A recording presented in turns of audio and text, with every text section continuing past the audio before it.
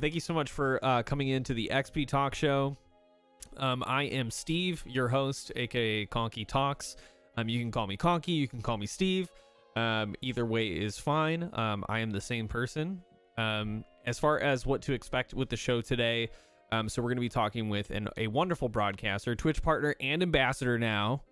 Crazy that this happened since we had our conversation. AshSaidHi.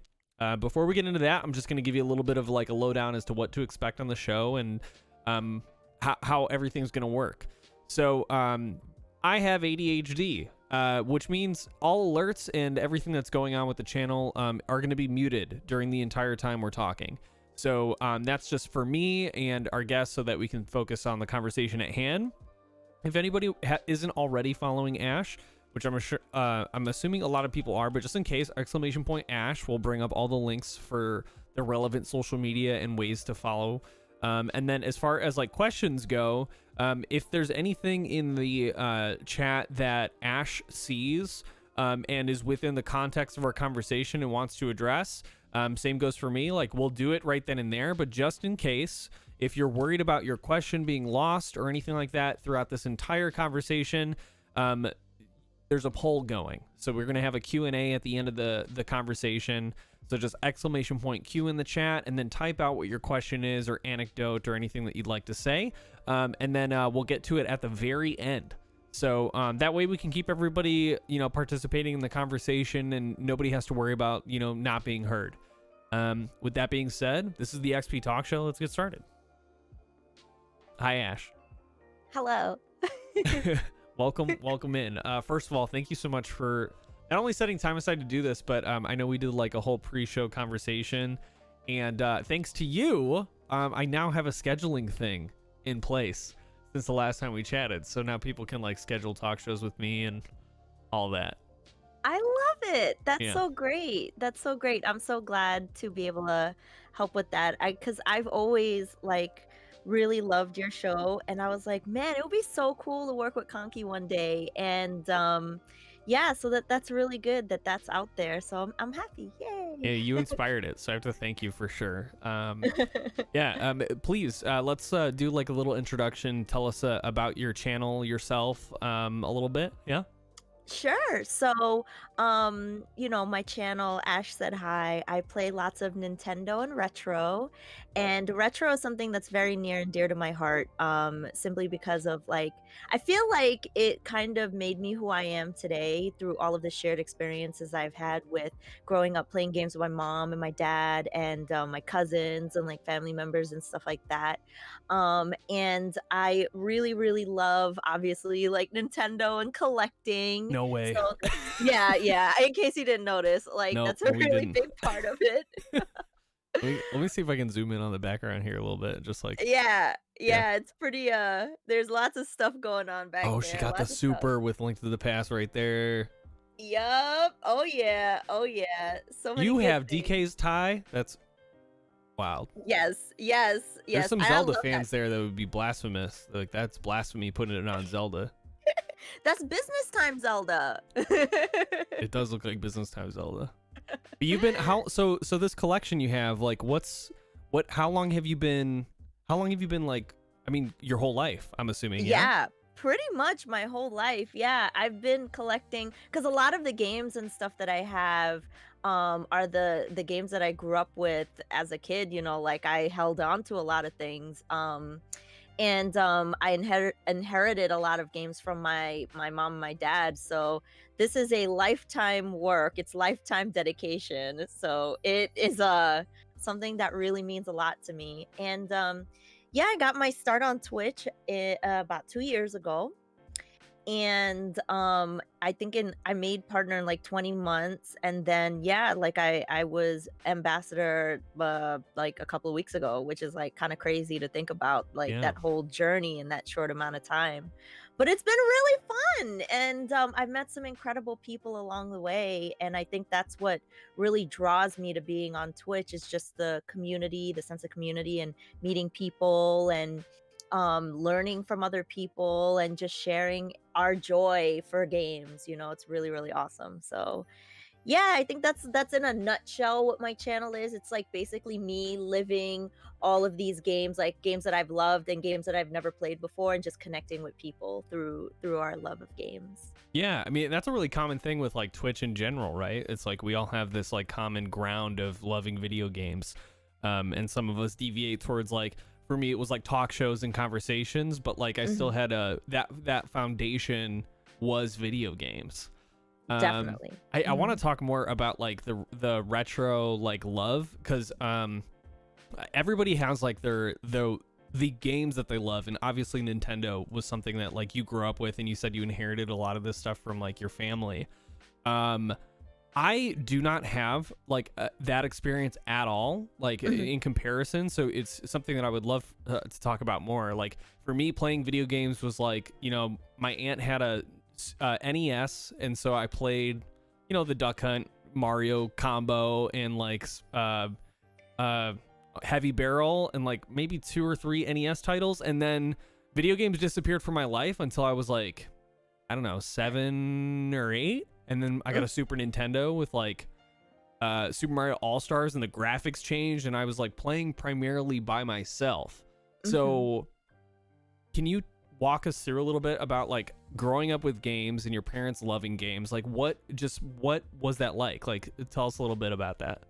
So yeah, that's a great question. A lot of people ask me that because like I always tell them like, you know, my mom still plays PlayStation 4. Like when I went up Yeah. to New York to see her, like she was up there playing like games that I never even heard of, and like she's good at like Dark Souls and stuff like that. So Yeah. people always love hearing about that stuff. But yeah, for me, you know, my first memories are of watching my dad play as Amiga 500 and playing, you know, Dragon Warrior on NES and Zelda.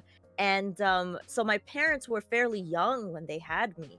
Okay. So yeah, so like they were into all of the things that were new, you know, at that time. So they were always playing games, and that's kind of what we did together. So like, you know, I was playing Super Nintendo games with my mom and beating things together like Final Fantasy Mystic Quest or Robo Trek or you know, Lufia. Like we played You're them doing it together. together. That's so Mhm. great. That's so cool. Mhm. Oh my goodness.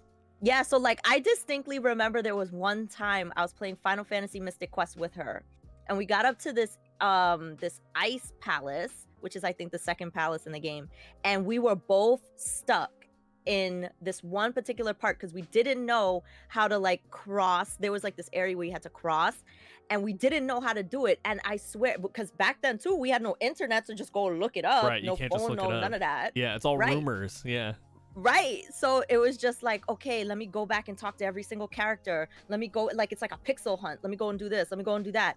And then finally one day, I think I like just like pushed something, and I was like, oh my God, Mom, I figured it out. I figured it out. And she was like, what? Oh my God. So then we like immediately went to the game. It was like, oh my God, this is how you did it. And then like, I think she like took the controller and then like continued to play. And I Oh was my just like, goodness. what? Mom. Mom, I figured it out. That's amazing Yeah. though. Like those moments of like playing a game and figuring it out like by yourself, I distinctly remember, or like with my sister, but like that enhanced, like you having a relationship with your parents with like gaming, it further enhances that, because like you're both so ecstatic about the whole experience. Like you explaining that, I can see it, I can envision it in my head and how exciting it was. So Yeah. were there like just a lot of those moments like growing up, like just discovering something in game, everybody being excited? Like what about when mobile gaming started, like with Game Boy and stuff? Were y'all like packing, all three had Game Boys and like link cables and stuff, or Well, that was more like me and my cousins. okay, that's still Well, dope. yeah. My mom wasn't really into Game Boy that much, but my dad is. Like Okay. my dad would never be without his Game Boy or his DS. Like everywhere he went, and he was super into Street Pass. Like super duper into Street Pass. Oh, So like same. when That was really cool. I thought it was cool. yeah. I feel like they need to bring that back to the Switch. But anyway, yeah. Yeah. Like, so like when I was working in New York, like, and he would come to visit me, he'd be like, "Oh yeah, Ash, I brought my DS so we could do Street Pass and stuff like that." Yeah. So yeah, like definitely things like that. And I distinctly remember like, trading Pokemon with my cousins and like us figuring out like the missing no thing with red and blue and just Yeah. like That was all a those kinds wild of time. things.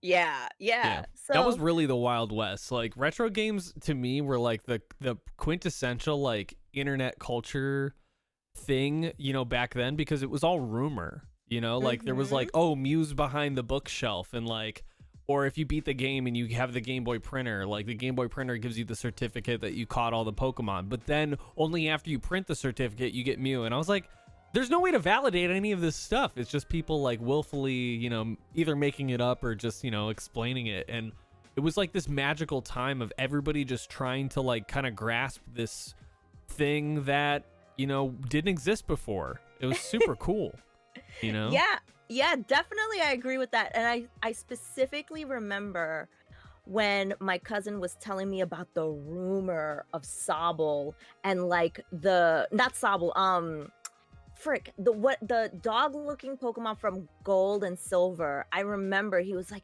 yeah, Dog-looking there was Pokemon. there was supposed to be this new Pokemon coming out, and apparently they're gonna make a second game. And I was like, no way. And he was like, yeah, there's like a movie. And I was like, how's there even gonna be a Pokemon movie? Like, what are you talking about? Yeah. And yeah, like that was, you're right. It was totally in the like days of the wild, wild west of the internet. Like it's like, It was all what? magazines, Nintendo Yeah. Power, like all of that. Like that's how you would find out if you like were lucky enough to get it, Yeah, exactly. So tons of memories like that. And I remember one memory that I definitely want to share with you all was like the first time me and my dad played Resident Evil 1 together. Oh man. So this was like when PlayStation 1 first came out. That game was brand new and he had just got this like new sound system. So we hooked up the game and the room was dark. It was quiet. Obviously, we knew it was like a scary game. And so we're walking along, he's playing as Jill. We're walking along down the hallway. And all of a sudden, that's when like the dog breaks through the glass. And Yeah. you're just like, that like, jump scare. Yo, we lost it. And I swear he took off the game and we're like, okay, we're not playing that for the rest of the day. Like, that's it. Goodbye. That's Goodbye. awesome. That's awesome. Like y'all had the surround system and stuff set up like specifically for the PlayStation 1. That's Yep. super cool. Oh my Yep. goodness. Yeah. So that's a lot of the memories I had growing up and playing games with my That's family. fantastic. Yeah, that's really cool. Like I know that a lot of us like grew up in a space where like gaming may have been misunderstood or like it wasn't embraced in the same way. So like it's really beautiful to see. I mean, it's obviously like, and I say it's obvious because you yourself as a person who AshSaidHi like represents online and that persona in general, like it's not just a persona, it's authentically like enthusiastic about games, and it's really refreshing, like, to be honest, because when it comes down to like life in general, it tends to ring out a lot of like the magicalness and the nostalgia feelings, and there's a lot of like, there's like a filter almost of judgment of like you play games, like that we carried growing up, just because it was one of those things where like nerds did it and now nerds are cool. Yeah. So it's like this really weird transitionary period where there's a spectrum of people where they're like, well, I used to game, but I don't really do that anymore because, it wasn't popular, or I feel like it's a waste of time because it's, what their parents told them. But there's a lot of beauty in there. That's so wonderful. Do you have any like, those two moments are really special. Do you have any like, because I feel like everybody has like a really big bonding moment with a game. Was there any specific game in particular that like you have a fond memory of playing with your mom, dad, or both that like sticks out besides the story you shared with mom? What was the game you played with mom? Oh, Final Fantasy Mystic Quest. Mystic Quest. Yeah. Anything in addition to that? Yeah, I distinctly remember when we were all living together at the time, my dad was playing a game called Eye of the Beholder. And in Eye of the Beholder, it's a first person dungeon crawler. Okay. And okay, no, not Eye of the Beholder, it's Dungeon Master. It's still first person Master. dungeon crawler. Is it a PC Dungeon game Master. or is it like what console was it on? This was on the Amiga 500. Okay, can So- you for me, I do not know what that is. So tell me a little bit about the Amiga 500. Sure. So it's like a computer based, like you could do gaming on it, but you can do lots of other stuff on it. So it's like a computer, and it was very popular in Europe. It was less popular in North America because it was like so insanely expensive. Okay. But it was super ahead of its time in terms of visuals and sound, and people used it like still up to like recent times, like people still develop games for it in Europe, but it was used widely in the music industry and in the television and video industry, just because the capabilities of what it could do like graphically was like superb. So but yeah, was it like, floppy disk? Yes, floppy disk, which I should have one right here next to me. Yeah, so it's She like came discs prepared. like these. Yeah. That's amazing. Okay, I am having like a nostalgia flashback. I have played that. Okay. I played it yeah. in a Kindercare. We Really? had a computer. That was my first experience with like a gaming thing outside of an NES. Yeah. We had this place where sorry, I'm having like a brain blast, like fucking Jimmy Neutron or some cool. shit. I love it. but yeah, I distinctly remember there being a computer, and they had a few games on it. Fairy Godmother was one of them. Mm-hmm. There was like some weird mouse game. Mm-hmm. Oh wait, maybe not. I think it was Fairy Godmother, but that's my first time playing Mega Man. Was on floppy disk. Nice. Yeah, I was like, I couldn't believe it. I was like, this game That is awesome. not unlike anything I've ever played before. Super difficult. I never played it, but like it was one of those things where you get 30 to 45 minutes on the computer and everybody's got to share, and then the time would go by like that, and I would cry because I couldn't, beat Mega Man. You're like, wait, but child. just one more level. Yeah. I'm like, but you're dead, Steve. I'm like, yeah. But anyway, yeah, Amiga 1500. So this was your dad. So, yeah, go ahead. So we were playing Dungeon Master, and I remember distinctly we were in this level where there were these like blue monsters, and the blue monsters had this club, and for some reason we came across a really strong one, and it decimated the entire team. So you had 4 people on your team, like you have 4 champions, and when they die, their profile picture turns into like a skull and bones, like it turns into like the skull with the crossbones. Yeah. And when they all 4 die, it brings up this visual of like hanging skulls, and Ooh. it scared the crap out of me.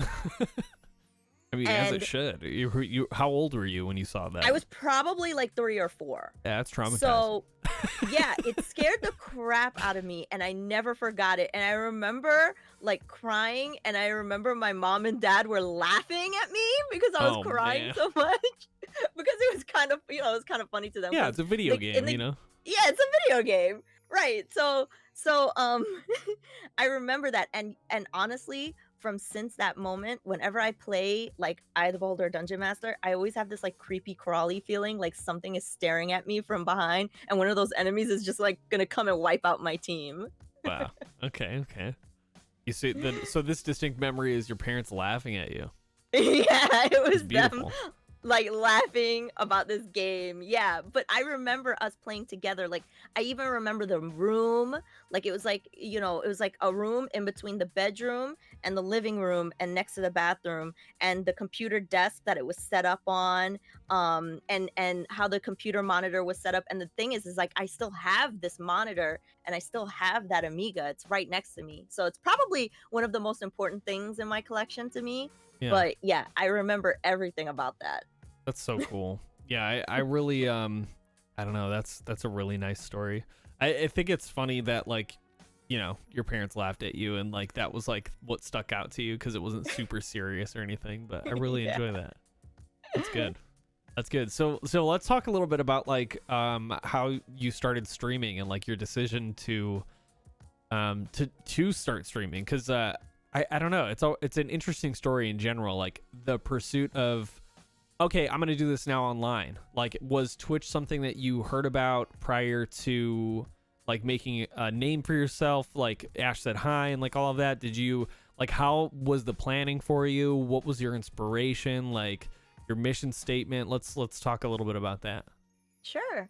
So I started in March of 2019, and I had heard of Twitch before, but I didn't understand anything about it at all. I think I Okay. even had a Twitch account and my name was different.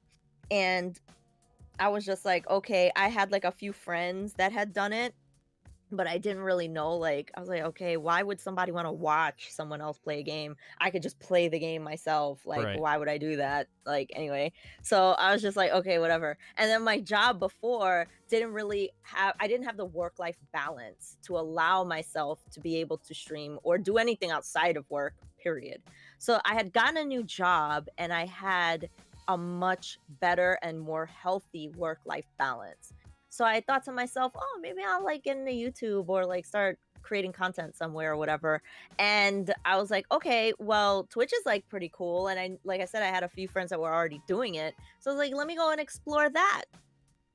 So I was like, okay, well, first of all, before I even do this, I need to figure out my name. Like, what am I going to call myself? How am I going to get people to remember me? And I have a degree in graphic design and advertising. So when I was in school, I did like a lot of like ad campaigns, like mock ad campaigns, and had to come up with like taglines and like stuff like that. So I was Okay. like, okay, how can I create a name that people's gonna remember, but also share? So I was like, all right, how can I get people to talk about it? Okay, so I was like, oh well, the easiest way to start a conversation is like just saying hi. So I was like, don't forget to tell your friends Ash said hi. And that's how I wanted to end all my videos. But I was like, oh, Ash said hi. That's a pretty cool name. And it's also an acronym of Ash, ASH. So I Yeah. was like, Ash said hi. Don't forget to tell your friends Ash said hi. That's a good way to end the video and get people to talk. Like if they say somebody like, oh yeah, Ash said hi. Like that's like, oh, she did? Okay, let me go check her out. Yeah. So that was my line of thinking. So I was like, okay, it's a good, call to action and a name, and it gets people to remember who I am. So that's where that name came from. Awesome. Yeah, big brain time, Yeah, Big exactly. Brian. Yeah. So then I was like, okay, well, what am I gonna do? So all I had just was like, okay, I was like, how do I even do this? So I Googled how to stream on Twitch and I saw that you needed a capture card. So that was the first thing I bought. I didn't have a camera, I didn't have a microphone, I didn't have anything. Yeah. And all I had was my capture card and my Switch.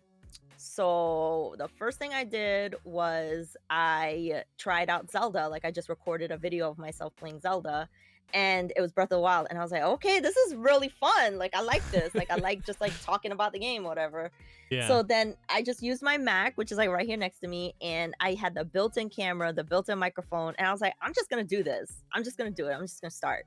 And I think my first game was Tetris 99. And I just, obviously baby streamer, had nobody in the chat, maybe like two of my friends that I already knew. Sure. And like I was just like talking about the game. And what I also did was like I was like explaining my strategy, like why was I doing this? How do you attack other people, whatever.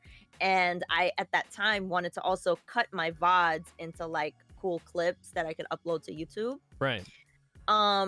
And that's how I just started. Like I just started like really super simple, and then eventually one of my best friends gave me this microphone, and then I started buying the camera, and then I started just like taking little baby steps of improving things here and there, and figuring out OBS and all that kind of stuff, and it just snowballed until like I am where I am now, which is really, yeah, it's fun.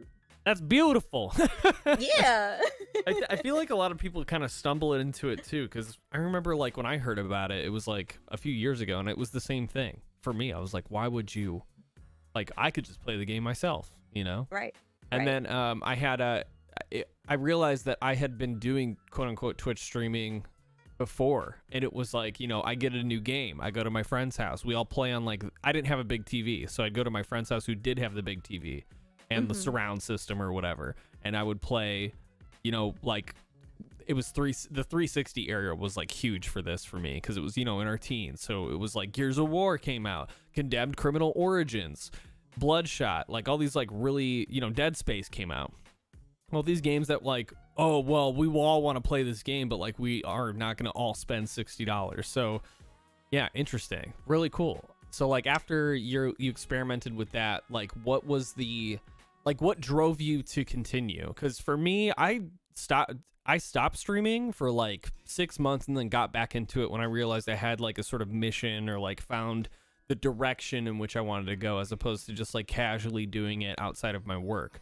So what was like the decision to continue to pursue it, and like what drove you to continue to, you know, keep doing this to the point where now you're a Twitch partner and ambassador, you know? The magic in it for me was having the conversation with people and just like connecting and being excited about a game. Cause like I didn't think, you know, like a lot of people knew what like Lagoon on the Super Nintendo was, or like Lufia or whatever. And then, Right. you know, I hang out in retro and I come to find out, oh my God, like everybody knows about these games that I grew up with and love, you know? So the magic in it for me was just like going and talking to people and being like, oh my God, you love this game too? Did you like what happened in this part? Or like, I love this OST, or, you know, did you ever figure out blah, blah, blah, whatever. And I just realized I was spending like my entire day on Twitch just talking to people all day long. That's how I met like Edward and everybody like here, you know, like it was just like, oh man, you're playing Chrono Trigger? I love this game. Let me tell you why. And then they would tell me why, and then we would gush over this thing, and then it was just like, you know, like 3 hours go by and you're like, wow, that was really, really fun. So I got addicted to like, you know, and I'm still addicted to like, you know, hanging out, meeting new people, and just like having fun and just like sharing that joy, you know? Yeah. So I feel like, you know, for me, like I tell people all the time, you know, you're getting the best parts of who I am as a person, like growing up with all of these games. And like I'm able to kind of share, you know, me as a person through these experiences, and even games that I never played before, and people like other people have, like Doom, for example. I never played Doom. Yeah. That was one of the most fun times because like it's rare to find somebody that never played Doom. Right. But being able to experience that together and then have like all these like funny things happen along the way is like, oh man, I'll never forget that, you know? Yeah. And you're talking about old school Doom, right? Okay, I was Yep. like, I don't think I could imagine you playing like Doom 2016. Everybody tells me I need to play it though. Which Honestly, is like, it's real good. Like it's, if you like the original Doom, it's one of the new like first person shooters, quote unquote, but it has a lot of things that like made the original Doom wonderful. And the music is especially great, but it's like it's a true to its core video game first person shooter, which isn't very common. There's like a weird one, and I don't know if you agree with this, so I guess like maybe we can talk a little bit about like your opinions on newer games. But for me, I fell in love with gaming, and the 360 era was like the last like magical era where new things were coming out on a regular basis. And then now it's more like indie games. You know, like indie games are like the driving force for me to play a game, or like roguelikes, like we play a lot on the channel and take phone calls. Like I like the smaller teams that put a lot of love and care, because, you know, those people grew up playing the same games I did, loved them so much that they were like, I want to do this and put this into the market because nobody else is doing it. You know, these AAA studios, they're like making all these 3D games, and it's all about like graphics and not so much like they're not nutrient dense anymore. They're shells of what they used to be. And so yeah, I guess like do you feel that way about like newer games now, or is it more, do you just try to like stick with like the comfortability of like Nintendo titles and games that are sort of like in a similar vein? I definitely understand what you mean about some of the soul of games being lost, especially through like, you know, all the monetization and microtransactions, and like Yeah. some of the focus on like, you know, making it, you know, like big, like a big movie title or whatever. Right. And I do see what you're saying about like indie games, because I feel like especially like when you find a really great game on Steam that was made by like a core group of people who really love games, and you can tell they put in like a lot of nods to like things in video game history and stuff like that. I think those are really, really fun, especially like stuff like Shovel Knight and like stuff Yeah. like that. So I definitely understand that. And when I was living in New York, I used to go to like indie game like conventions and stuff, and actually be able to like talk to like some of the developers and stuff. Kind of makes it a little bit more of a personal experience too. And the Of fact that you course. can, yeah, like you can reach out to these people and give Yeah. feedback and stuff like that. I think that's like really, really cool about like modern games. But I think overall for me, I'm not afraid to get into modern gaming. I think the only barrier to entry for me is just price. Like Right. PS5 and Xbox is like really I expensive. don't have those either. Yeah, it's just like, darn, I like can that's like, wait. Yeah. yeah, I can wait. I can wait. And I think that's another reason why too for me why I delve so deeply into like retro games is because like, well, I got a backlog already. Like I might Yeah. as well play those games before I spend money on new games. Yeah. So Okay. Okay. That makes yeah, sense. Yeah. yeah. So, but I mean, like, I love my Nintendo Switch, and I Yeah. love all of the new games that they've developed. Like, oh, I sunk so much time into Animal Crossing, it's like ridiculous, you know. But if there was games like on the Xbox One that I really, really like, I used to play Overwatch like nobody's business. Like, Oh. I was Okay. really, really like. I remember when Overwatch came out, I was playing it like probably like 6 to 8 hours a day. And that's another game I would play with my dad. He loved Overwatch. That's so dope. Oh man. What kind Yeah. of was your dad like a toxic gamer at all? Like playing games or like No. No, he loved playing Mercy. He loved playing Mercy. That was his favorite That's character. awesome. So yeah, he was just more about like healing. Like he would play Mercy. I think he also liked Junkrat too. He's a And he had chaos a character, yeah. Yeah, he had a lot of the like the pop figures and like like the Overwatch apparel and stuff like that. Yeah. So yeah. Man. But then we would go from that to like play Mario Kart together, you Yeah. know? Okay.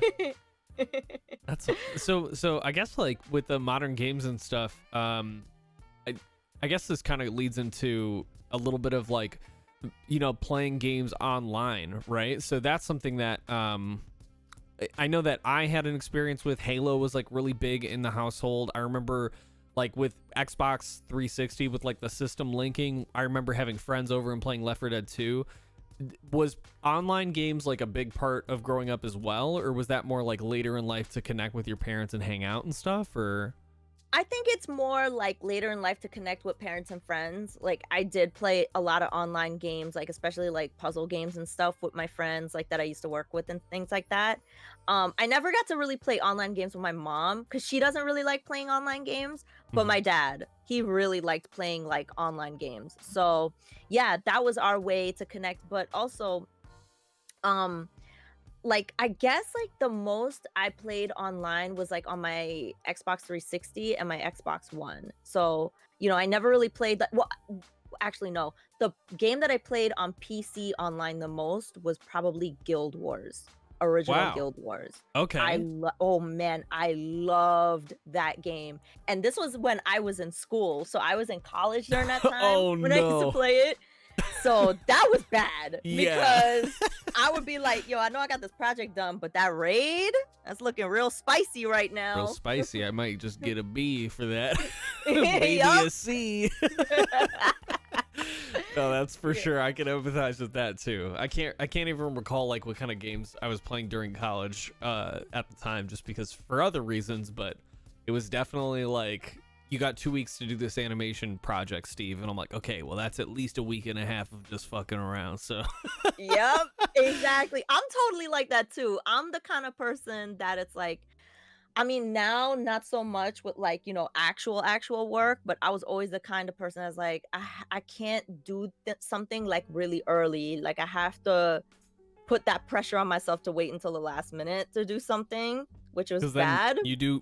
Hey, you still do the work. So Still did the work. It got yeah, done. it's the quality is the same. Okay, if I spent the 2 weeks actually working on this, the quality is the same as the last 2 days. Yep. Which is honestly wild to me. That was like, I did the same thing. Like I'd have these big animation projects. They're like 2 weeks. You need to animate this guy from going here to here, and I'd be like, okay, well I'm just gonna play video games for an entire week, and then the last like 3 days, I'd stay up like 12 hours and just start animating, hyper focusing, listening to like just metal music or OST soundtracks from OC Remix and just like do it, because I don't know what it was about it. It was just like maybe the rush of like maybe not doing it. I have no idea.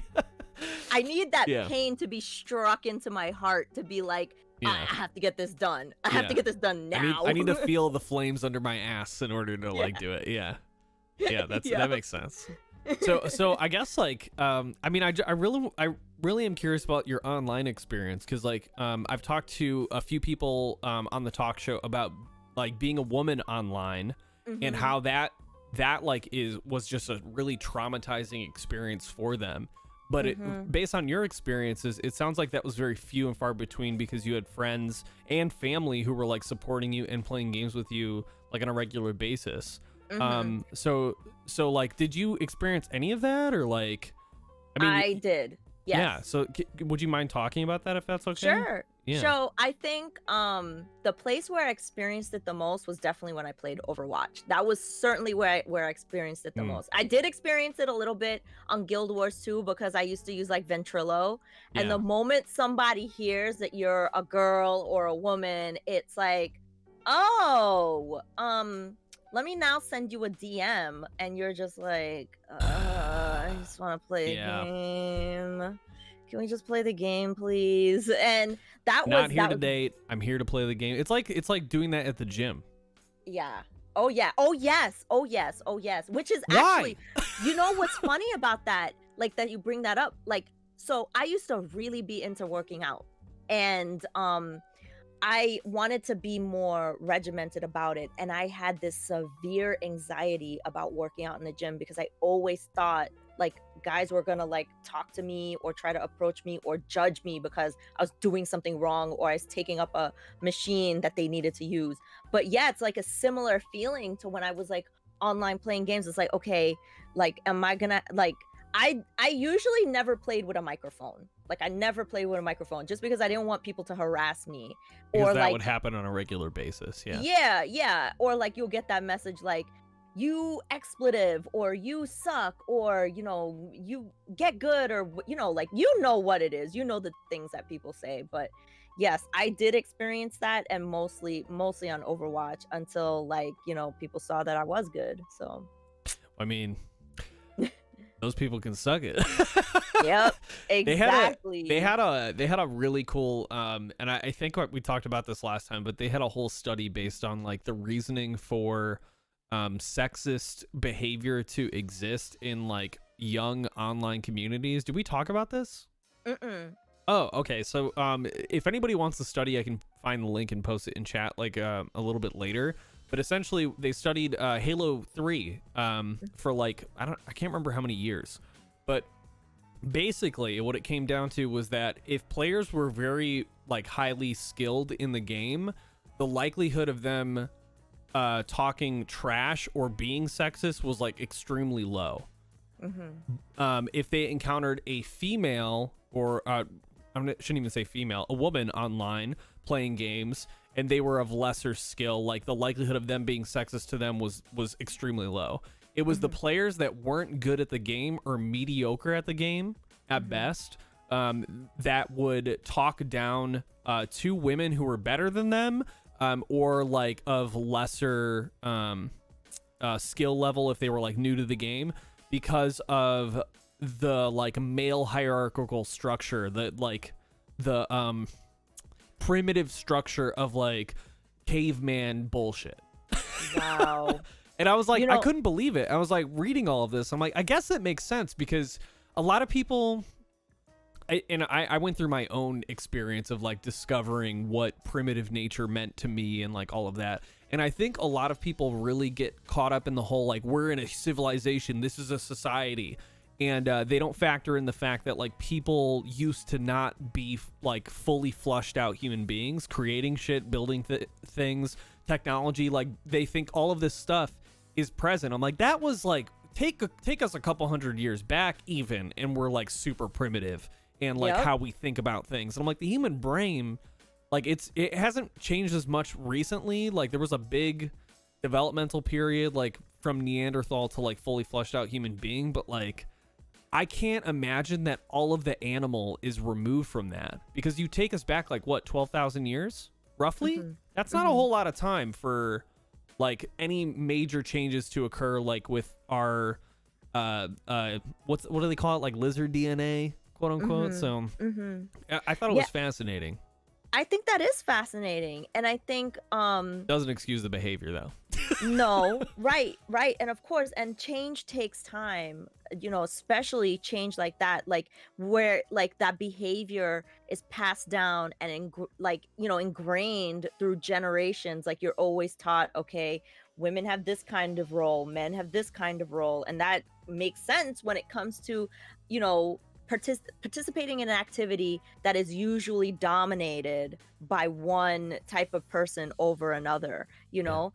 And I think you know, as a kid growing up, you know, like telling people, like telling my peers or my friends that I really loved video games was like, oh, but you're a girl, you don't play these kind, like you don't know anything about that. I'll be like, you want to play me in some GoldenEye? Quiz me. Yeah. You want to take it there? And Slappers only. Yes, that's what I'm talking about. Slappers only. Nobody can pick Odd Job. That's bullshit. Okay. No. Exactly. Exactly. If we're doing Odd Job, it's big head mode and everybody's getting headshot. No question. Exactly. Exactly. With the golden gun. Let's freaking go. But I think even especially in my professional career, being a woman in the industry that I was in the tech industry, there's constant need for questioning, like from other people, constant need for them to question, you know, my credibility. I got that all the time, and it was frustrating. And you know, I worked in an industry where, you know, like it was very, you know, heavily male dominated, and that, you know, especially in my position, I had a position to make a lot of decisions. It was always coming into question, like, do you know what you're talking about? Do you know what you're doing? Are you sure? It's a lot of are you sure? And it's like, really? Like, yes, I went to school for this. This is what I've done my whole life. Like, come on. Yeah, this decision is coming from a place of knowledge. It's not just like on a whim. And so why are you questioning it? Yeah. And the answer is, well, being a little sexist right now. Yeah. So that definitely bled into like a lot of things that I did in my career and stuff. And I worked in a lot of things. I did a lot of things with the video game industry and stuff like that. And especially when you're working with that industry, it's just always like, yeah, are you sure you know about this thing? And it's like, yeah, I play these games all the time in my free time. Like, come on, you know. Yeah, look at my room. Yeah. They can just like literally turn around. But I think it's also a good learning moment, you know, especially when you stand your ground and you learn to write emails in a certain way, and you learn to carry yourself in a certain way, which, you know, is a big reason why I carry myself in a particular way on Twitch, because I want to be valued. I want to be valued and appreciated for who I am as a person, you know, and what I know about games and what I know about the industry, and, you know, like what I know about the history. Like, I want to be evaluated based on my skill and who I am. Yeah, I think that's like what anybody else would want. And it really is like, it's not heartbreaking. It just sucks that extra layer of you know, things you can't control, you know, your skin color, your gender, like these are the things that like those are the cards you're dealt. And unfortunately there are people who like add that layer of doubt and racism, sexism, whatever it is on it. And so like, I mean, for you to be so resilient and continue to pursue that and not back down, I think is like a testament to your character. Like, you're an extremely strong individual, you know, like it takes a lot to not start questioning yourself when other people are questioning you, you know? Yeah. And I definitely experienced that, you know, a lot, especially, you know, lately. Like, I experienced that a lot. As my platform gets bigger, there's going to be a lot more eyes on me. And, you know, you have to accept that that is going to be a part of life, and understand how to deal with it with grace. So I usually try to just focus on myself, because it's the only thing that I can affect and the only thing that I can change. So I'm always evaluating, what is my presence, how do I look, and what am I projecting out there, because that energy of what I project out there is what's going to come back to me. So my aim and my focus and my mission statement is to be the example that I want to see out there. So that's why, to me, it's really important, to go do the charity work, go, speak on things, educate yourself about things, listen to people, and listen to people with empathy, because you never know what people are going through, and you never know who you're going to inspire, like based on what you're doing and how you carry yourself. It's really, really, Right. really important. Yeah, no, I totally agree. Like that, the mantra or the mission statement, I guess, like on here is "You are me living a different life." Like that's why I got into podcasting and why I wanted to do these interviews, because obviously I can't understand all the lives that people are living, but I can empathize with them, right? And that information, that experience is extremely valuable.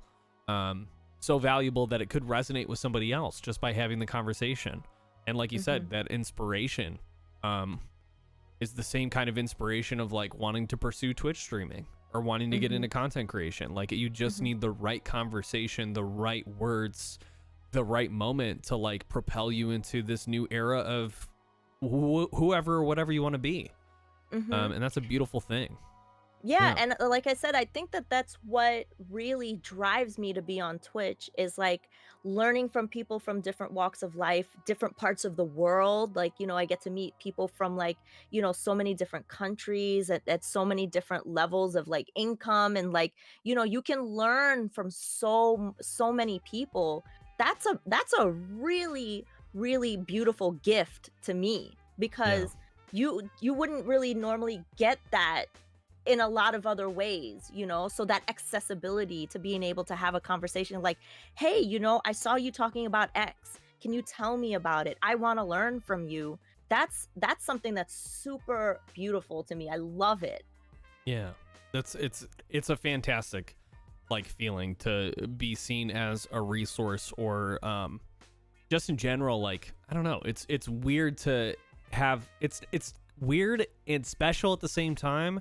It's all of this is just magic to me. Like, if I'm being real, because if you told me like 10 years ago that I'd be doing a podcast talk show, like with content creators that, play video games online or just like whatever it is, I would tell you, no way. There's no way I do this. I remember being in art school and waiting for a hard drive to like download a file, to take that hard drive to the computer lab to render out that stuff. And I'm like, now all this stuff's in the cloud.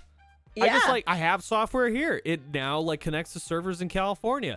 I know how to set up audio, like all of these things that I just like didn't go to school for, but somehow still attain the knowledge because the internet allows me to do that. And it's so easy to take all this stuff for granted, I feel. And I mean, especially like, growing up playing with cartridges and floppy disks. Yeah. Like the tactile sense, the beauty of like using all that stuff is still there, but it's so crazy that now it's just massively available, all information all over the place, and you can connect and speak with virtually anybody if they're willing to give you the time. Yeah. It's so cool. Yeah, and like, so okay, I'll give you a story. So like when I first started on Twitch, I wanted to see if anybody else knew anything about the Amiga, right? Because it meant so much to me, and I wanted to be able to like share it with my dad, be like, look, there's people who know and play Amiga games. We could watch people play Amiga games. So I just typed it in, and I found somebody that I'm now very good friends with. Okay. And through that, meeting that person, it opened me up into a community that helped me to get my dad's Amiga up and working, and me learning about games that I never got to like really fully play. I only got to see like my dad play and stuff like that. But then it That's opened so me up to that. wonderful, though. Yeah, it opened me up to that community. It's like, oh my God, I've just made like, a bunch of new friends. And they wanted to help your dad? Like, yeah. Is that how you approach them? Where you're like, my dad's like, I want to get him an Amiga 1500, like, and let him relive this, beautiful thing. Like, Yes, exactly. Yeah, actually, Leach shouted him out. Yeah, Amiga Bill is Bill? who I Okay. met. Yeah. So yeah, Yeah, that's what I told him. I was like, hey, my dad has this Amiga. I don't know if it works. Can I bring it to you all? Or can you show me where to get it repaired? Or, what can I do to figure it out? And they were like, yeah, this is who you talk to. This is where you go. These are the people who would be an expert in this. And it, like, now I have a working Amiga 500. So it's like, yes, it all was just like, oh my God, I can't believe I just experienced that, because now Yeah. like everything works and now I'm able to, continue on that legacy. So That's Twitch so is an cool. amazing Like, place. what a beautiful, like, that's such a beautiful experience, because you're not only learning about the community, but again, like, the willingness to, the connection of simply loving the Amiga 1500 allowed you to present your dad with a working system that he so fondly like grew up with and loved. That's like the equivalent of getting a Super Nintendo. Yep. Like, yo, I know your Super Nintendo wasn't working, but guess what? Bam. And you're like, Yep. what, dude? Yep. And you're like, yes. I'm Oh gonna my geek out 100%. That's Yep. so beautiful. Yep. Wow. You even got to broadcast it and share it? Yes, I did get to broadcast from Wow. it. It's really cool. Like, I got an OSSC and I was able to hook it up, and the moment that I saw the screen come up on OBS, like I was like literally like starting to cry. I was like, oh my God, this is That's amazing. beautiful. Wow. Yeah. You said an OSSC? What can you show us that? Is it small enough to show? Sure. Yeah. It's this. So this is an OSSC. It's a line doubler. So basically, you can hook up RGB systems, which is this. This is the RGB input, or you can use SCART, and I use it for my Super Nintendo or any RGB based system. So that's like, the Sega systems and stuff like that. And there's very little latency, and it makes the games look super clean. It's really beautiful. It's a great piece of hardware. It is expensive, but it is totally worth the investment. How expensive are we talking? This was like $300, close to. That's not bad. Because I didn't just have to get this. I had to get the wires that went with it. So, yeah.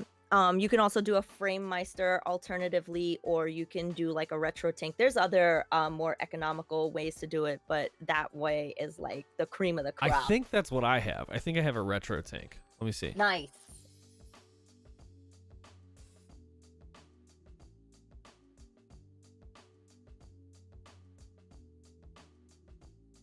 I don't think I have it near me.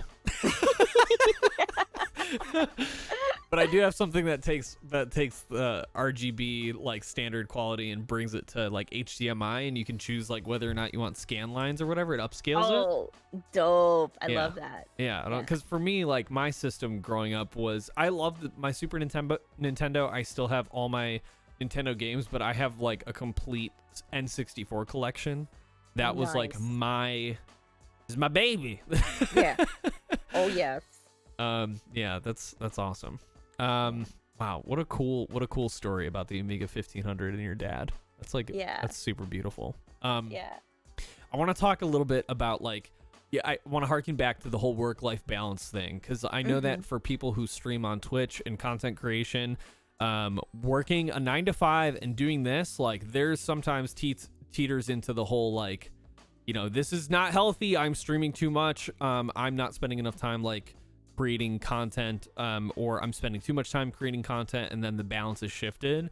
And I know that like when it comes down to being online a lot, like streaming a lot, using Twitter a lot, social media, I'm interested to see like what it's like to be Ash online all the time. You know what I mean? Like, how is that balance for you? How do you find like social media affects your mental health? So, wow, that's some really great questions. So when I first started broadcasting, I was working full time. I was working, 40, 45 hours a week. And, but at that time, I was better compared to my previous job where I was working like 60 hours a week, you know? So that definitely took a toll on my mental health, because like, yeah, I needed to get out of there. And when I got this new job, I was like, man, this is great. I have all this free time. So I made sure to stick to a schedule. that was incredibly key, because not only sticking to a schedule for content creation purposes so people know when to find you, where to find you, but just because it set my mind up mentally when that block of time came up. So when it was time for me to be at work, I was present, I was at work. But when it was time for me to broadcast, I was present and in that moment. And after a broadcast, like typically for me, I spend a few hours like reviewing a bunch of things, like, numbers or the VOD or like, clips or whatever, and just like social media and stuff, and making my video, my thank you video that I always do. But I need a lot of energy, like I need a lot of time to kind of like cool down, because I've spent so much of my energy bringing it up and like, like really being like enthusiastic and like, having all that energy and stuff. So I need that like cool down time. But that is the key, is like, keeping a very like strict schedule of like, okay, this is when I'm gonna do this, and when I'm not doing this, I have to allow myself time to take a break, take a walk, go exercise, play with the cat, whatever. So now in like a post-COVID time, now that I'm not working full-time anymore, and broadcasting is pretty much my full-time gig, it's the same thing. Like I have hours where I am doing like social media stuff, I'm sending emails, I'm watching other people in Twitch, and I'm like connecting with the community. But then there's those times where it's like, okay, I'm gonna make sure I take some time to go out and like, have a nice meal, or go out and take a walk, or, just like be outside and just like, zone out from anything. Or like if I have a day off where I'm not broadcasting at all, period, I will not even come into this room. This is my broadcasting room, which is kind of like my office. I will not turn the computer on, because I need to take that time to just kind of like, like it's like when you take a break, then your mind reset. can rest, and then you come back and then you're like refreshed. Yeah, you're recentering. That's really what it is. You're still, that's actually really cool. Yeah. So was there ever a time in content creation where like that wasn't happening, or from the jump when you started doing this, did you have to schedule and like know when to reset, or were there things that, I mean, I guess this is a pretty easy question for you, but I'm just gonna double check, because you already experienced overwork and imbalance in your previous job. So my assumption is that you were able to identify those negative behaviors when you started streaming, and how to prevent them like from the jump. Does that sound right? Yes, because with my previous job, I had deadlines, and that's kind of a reason why I was like working more than I should, because you especially when you have to rely on other people, like you have to build a lot of things into your schedule. So I was kind of already in the habit of, I have to build this time for X, Y, and Z, and I have to manage my time. So this is how I learned how to manage it. And then when I moved to the second job, like even though it was less demanding, the deadlines were still just as important. So I already built that habit of, okay, I know when to do this, I know when to do that. Like I know when to focus, I know when to turn this off and focus on this thing. So there's sometimes now there is a little bit of a blur between like being on the computer and like doing like recreational things, and like being on the computer and like prepping for like broadcast stuff, because it's just like, the accessibility of it. But I still make sure to remind myself, like, you've got to take a break, otherwise it's gonna start to feel like not fun anymore. It's gonna feel like you're for lack of a better term, it's a job. I really don't feel like it is, because I'm still doing something that I really love. But yeah, I am very, very, very focused on, no, you have to make sure to balance things out, otherwise you're gonna burn yourself out. Yeah.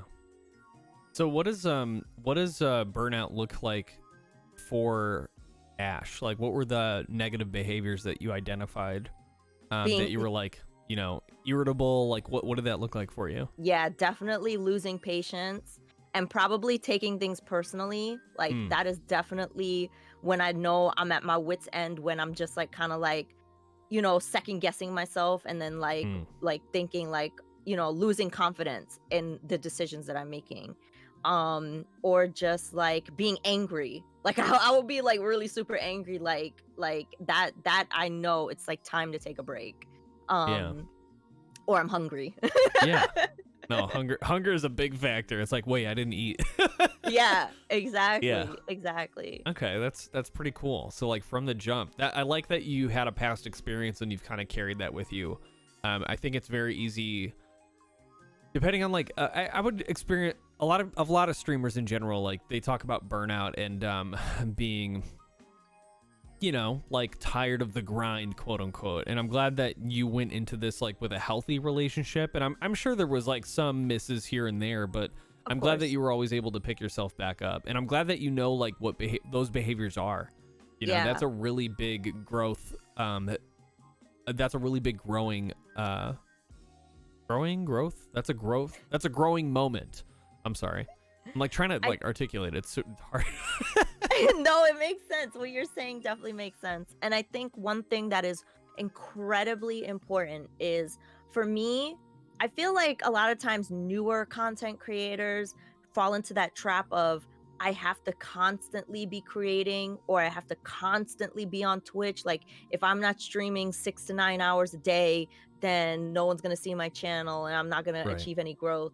That is like, if you have the time, you really, really feel like that's success for you, then continue to do what's success for you. But I feel like quality supersedes quantity. So I broadcast 3 hours a week, 3 days a week, sometimes a little bit more on Sundays, maybe 4, maybe 5 if I'm really into the game. Right. But I think it's extremely important to, focus on what is the quality of what I'm giving? How am I carrying myself? Am I able to still hold a good conversation with people when I start to hit that 3-hour mark? Or like, am I like, hunched over and like feeling hungry and being miserable? Like, it's so important to listen to your body, because then if you're not going to be creating in a positive or like in a meaningful way. Right. And you're not going to be able to you're not representing your best self or version of the self that like you are in your most like pure form. Yeah, because I feel like the best version of me is the person who like, ate well, got a workout in, slept well. Like those are like key factors to keep, Shadow Steve at bay and whispering, doubts in my ear and all of that. I think that's super important to know. That's super cool. So what, like when you say reset, it's kind of hard to articulate this because we already went over a lot of this. I feel like you've done a really good job of not only representing yourself like as Ash, but AshSaidHi, like they're just two sides of the same coin, right? Absolutely. So with all the stuff that you've learned and all the things that you've like accomplished in the period of time, like going from, just starting out on streaming to being a Twitch partner, Twitch ambassador, I think there's a lot of I think the stereotypical question is like, what is the next step? Like, what's success look like for Ash? Because I mean, in all honesty, you're succeeding, right? So like, what for you personally is like the next AshSaidHi chapter? No, that's something that I'm constantly searching for, and I think I think the success is in the search and the journey itself. So I am constantly learning from people, and I'm constantly engaging from people, and there's a lot of value in that for me. And I think that to continue my version of success would be to continue to expand the brand, and to, because there's a lot of things that I don't have yet. Like I don't have merch, there's definitely like, like logistical things that I can work on, like, sounds and like all that little stuff. But Sure. I think, understanding what it is to be professional in this space, there's a lot of growth opportunity there. So like talking to more people that work at Twitch, or maybe work for professional brands like, HyperX and like Elgato and like that kind of stuff, understanding what partnership is like. And you know, I think eventually through my career, I would love to be like a spokesperson for something, or maybe just Nintendo. or maybe just like a brand ambassador with like other companies and stuff like that, and just Nintendo. and just Come yeah, on, Nintendo. Jesus. like what are you doing? What are you doing?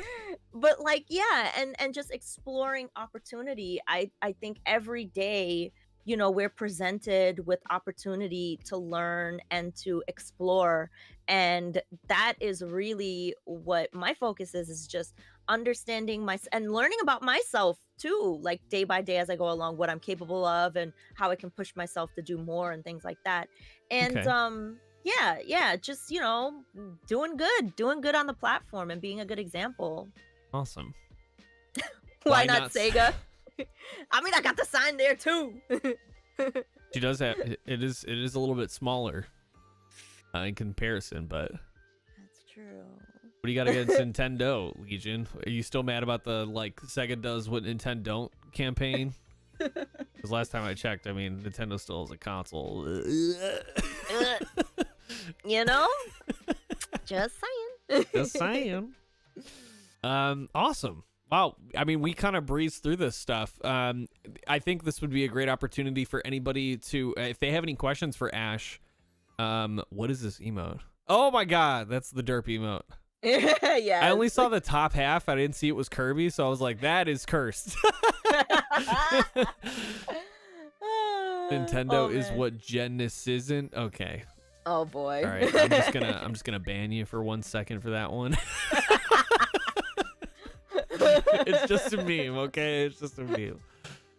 Duck Norris says, "Can we see the cat, please?" Oh my God, yes. Of course you can see Bobby. She's right here. Bobby, My sweet baby girl. She's my sweet baby. what a sweetie. Look at this. I know Bobby actually. So the story about Bobby is I had a cat before. 2 years prior to Bobby, I had this cat for maybe about 14 to 15 years. And he suddenly passed away. He had asthma. And I guess he had an asthma attack while I was at work. And I was devastated. Okay? Yeah. Devastated. And I never wanted to have another cat again. I was like, nope, no, I can't put myself through that anymore. But then when my dad passed, Bobby was his cat. And I kid you not, she was in the kitchen of the house. And I wasn't going to take her. I was going to take her and I was going to give her a new, like I was going to find someone to adopt her. Uh-huh. She put her little paw out like this. And she kept tapping me, like she kept putting her paw out and meow. And she was like, meow, meow, meow, meow. And I was just like, oh my God, I can't give her up. I can't give her up. She was like calling out to me. And so I was like, you know what? Okay. So I spayed her and I took care of her. And now she's my forever cat. Yeah. Bobby. Oh man, what a cutie. Yeah. So next question. Is there any goal to your collecting, or is it as much as possible? That's a great question. I do focus on Nintendo stuff. I do. Although I would like to enhance my Sega Master System collection. If there was one thing that I could collect more of, it would definitely be those games. Because I just love the aesthetic of the box and the grid and like the graphic design and stuff like that. So I would really, really love to collect more of that. But yeah, it like obviously if I ever get to go to Super Nintendo World, like I'm bringing the whole park home with me, you know? Yeah, that man. Yeah. Oh, have you ever been to Japan? Yes, I've been to Tokyo. I loved it. I dream about going back constantly. Same. And oh my God, it was just such a beautiful country. Like I got to see Mount Fuji. I got to ride the train, the regional line, and the subway. I went to the Sky Tree. I had food in a Kirby cafe. I went to Ginza and Shinjuku and Harajuku and Shibuya, and I saw Hachiko. And oh man, it was just it's bliss. For anybody who hasn't gone to Japan, it is phenomenal. And if anybody's like intimidated, Google Maps literally takes you everywhere in the train pass for the 2 weeks. Yeah. Oh man. It's So so easy. It's so easy. You just get your, your little, I forget what it's called. I think it's like Passmo or something like that. The Yeah. little one with the penguin. Oh my gosh. They stamp you, and then you just go wherever So you easy. want. And then whatever additional costs for like bullet train, Yeah. Oh yeah, the Shinkansen. Yeah. Oh my Shinkansen. gosh, yes. Do you speak any Japanese? Like, No, I wish. I Okay. wish. I really should learn. It's I'm never in the too late. process. It's never too late. Duolingo, So Captain Happa says, who do you play in Smash Bros? Yo, Link all day. Let's go. Yep, yeah. Regular Link. Yeah. Yeah. I can do a pretty good Link impression. I'm gonna do it right now. Ready? All right, let's go.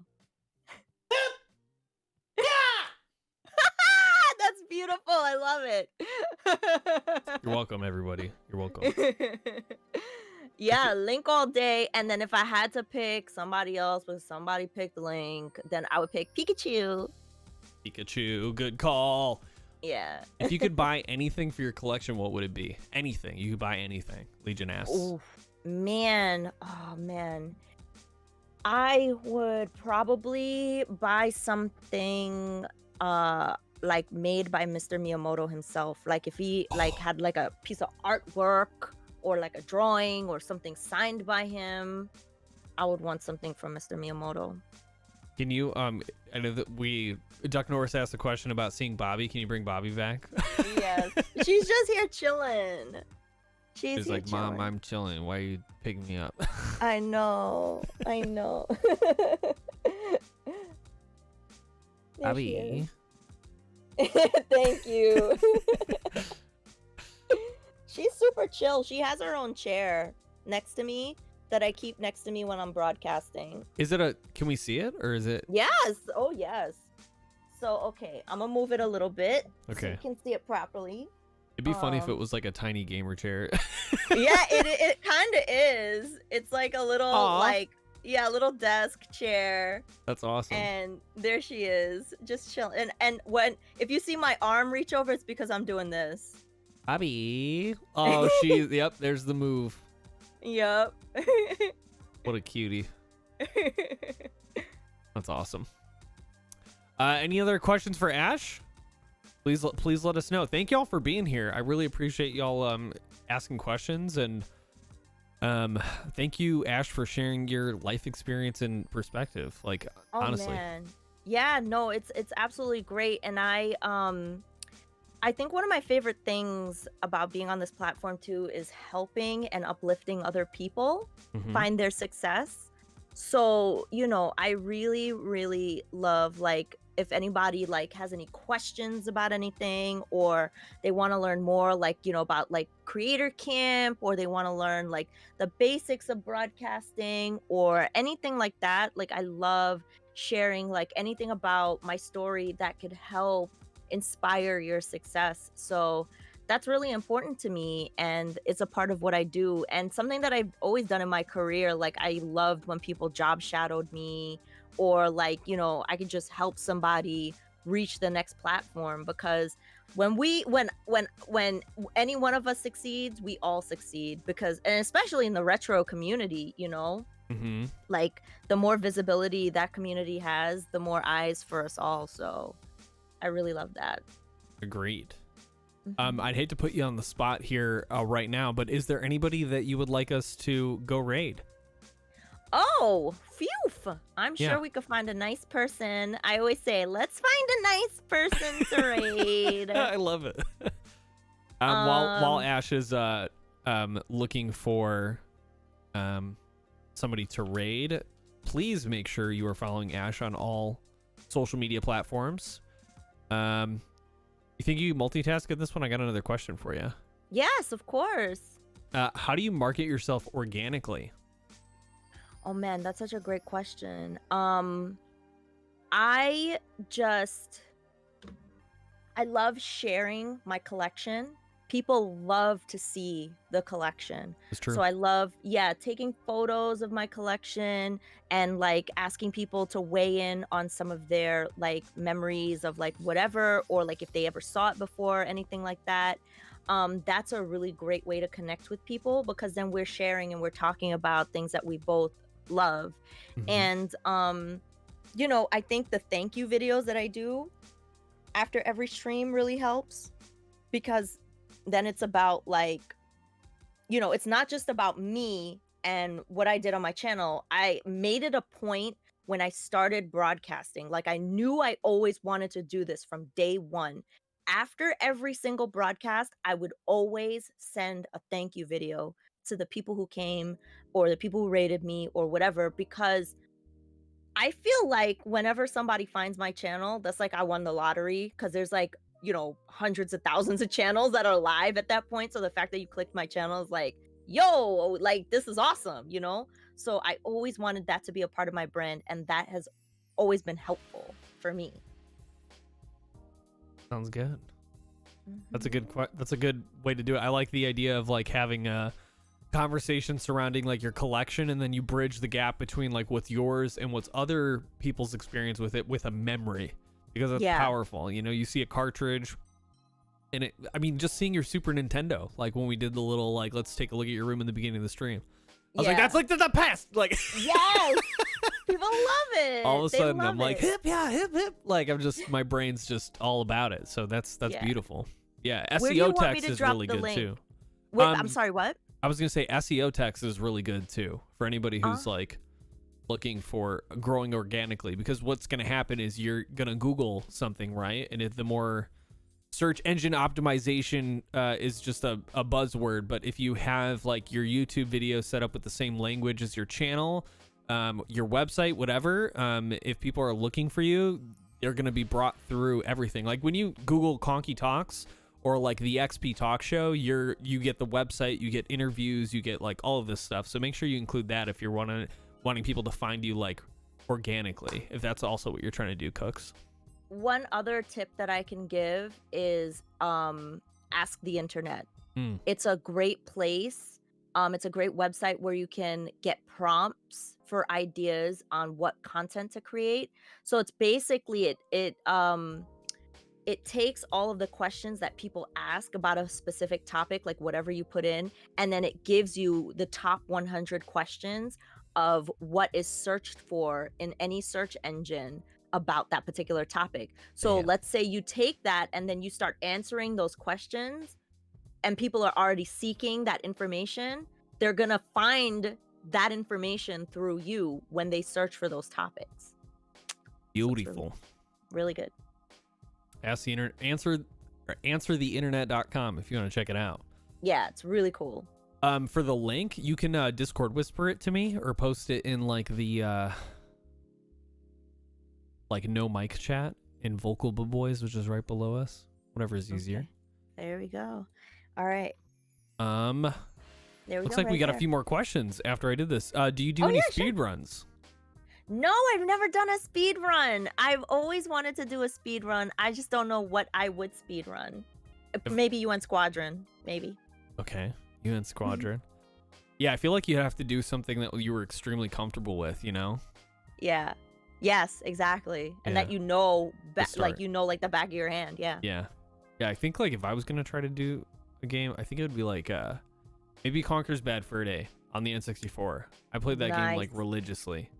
Even though I shouldn't have at the time, because my mom, I remember when my mom bought me the game, because we were at where the hell were we? Sam Goody, when that was a thing.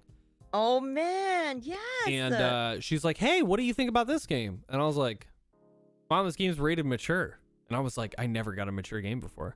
This was right before so for anybody who doesn't know Conker's Bad Fur Day, Conker's Bad Fur Day was the only game that came out on the N64 that got an adults only rating. It was in the last, like, 2 weeks of, like, I think the end of when the 64 was, like, ending production or something like that. It got an adults only rating. There was, like, all this controversy around it. And my mom proactively approached me when it released because she thought that it was cute that the squirrel was drinking a beer on the front of it. And so she sat down with my dad and we watched the game for, like, up until the point where you get, like, a frying pan and you hit the key to, like, get it and to open the door. And then they left the room and I learned the word twat from a gargoyle that was talking about sitting on Gothic architecture, and it really gets into his ass. And I was like, y'all just left like right before all of this. This is crazy. And then I had the wildest experience I think I've ever had. Like a child. I was like, yes. Glad y'all left, because this is real. Like, this is mature for sure. I've never played that game because of that. I'm just like really afraid of like, oh man, what is gonna be in this game? It's a lot. Like, that's a very mature game. I will play it on stream, so if you want to like come by sometime when it's happening, for sure. I would love that. Thank y'all, by the way, Alt Talks and Dr. Orochi. Thank you so much for the compliments. I'm glad that I could facilitate the space for y'all to ask questions, and thank you for being a part of the conversation. Please, so Legion's question is, please tell us your thoughts on emulation versus original hardware, and what are your thoughts on preservation? Okay, so I am totally not against emulation at all. Like, obviously, there are lots of games out there that we have no way of experiencing unless you emulate it, just because they don't manufacture it anymore or anything like that. So, or like the game is like insanely expensive. Like I was playing Golden Axe Warrior. That game is insanely expensive. I wish that there were more legal ways of acquiring games that are not, being made anymore. But I think it's necessary, and I think it's necessary for game preservation. I think that I like I said, I wish that there were ways for it to be more, like, games to be more accessible, but it all comes down to like licensing, or like who's getting paid if you buy it. And I mean, it's free, so no, I'm just I agree. I think like it should be like the public domain thing. You know what I mean? Like, and in a certain way, like emulation is sort of like it's like a form of gamer archaeology.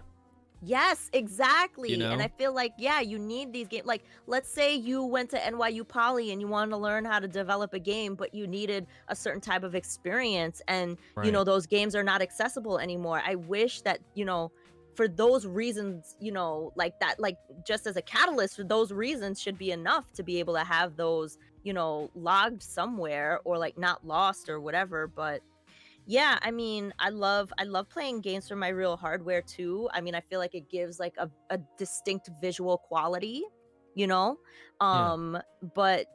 emulation is like, I also do like the cleanness of emulation and stuff like that. But unfortunately, because of accessibility, I just wish that there was some way that, like, especially if like the game company is like now defunct or whatever, you just had easier accessibility to those games.